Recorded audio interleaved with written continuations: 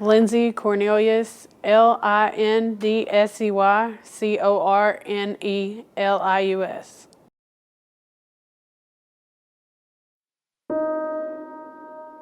I moved out when I was 17.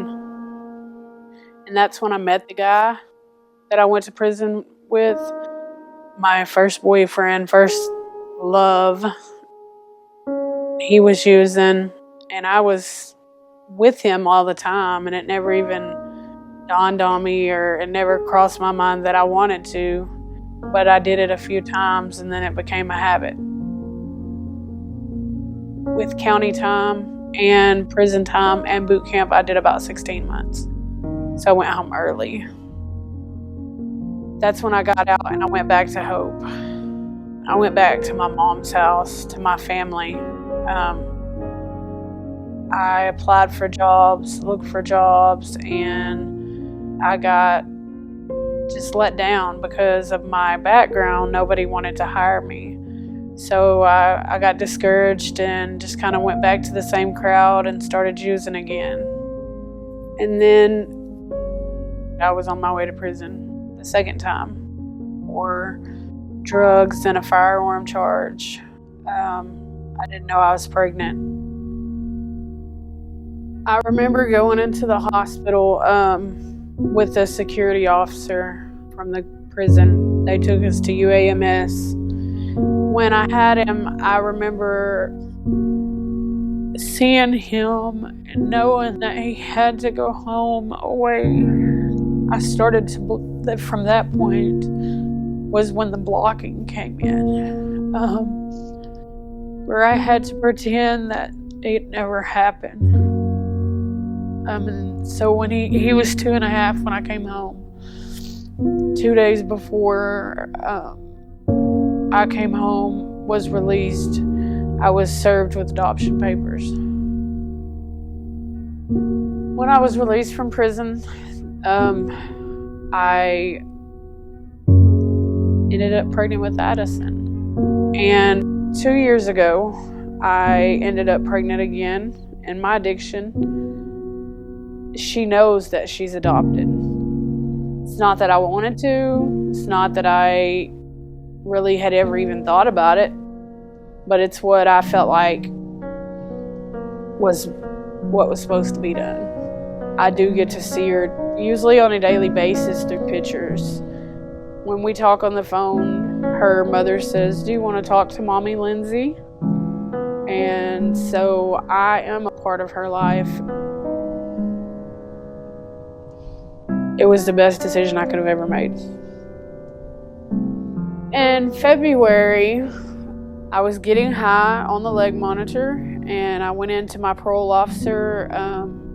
So she drug tested me, which I knew was coming. And when she seen the results, she asked me, she said, "What is it going to take?" And I said, "It's going to take me getting out of here.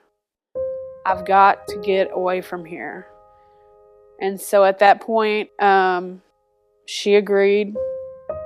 When I got here, I was nervous. It was a new change, and I didn't know what it was ahead of me. But I had Addison with me, so it was always that soothing mechanism, knowing I wasn't alone, and I wasn't just bettering myself. I was doing better for her. I love all 3 of my kids, but me and Addison have a bond because she's been there day one. Through my addiction, I want to see her not have a life that I've lived, that she's seen me live. She's done very well. She's in school now. She goes to Little Learners. During the daytime, she is really learning a lot. She's doing the speech therapy there. She makes me very proud. The reentry program has been a blessing for me.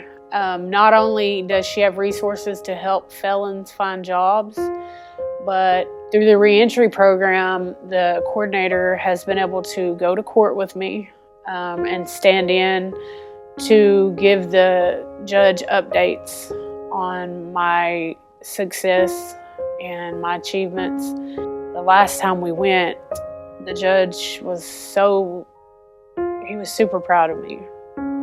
Hearing that from the judge, that really, really made me want to do better and want to try harder to go further my education to help other people. So I'm now going to school. Mr. Justin suggested for me to fill out the Pulaski scholarship that they do through our house here. When I found out about the scholarship that I had got it, there was no stopping me then. I'm going to get my associates in arts so that I can be a drug and alcohol counselor. I love hearing other people's stories, and I want to be able to help other people because I have a story, and everybody's story is different, and I've overcome. I want to help others know that there is a way out. I want to help them overcome.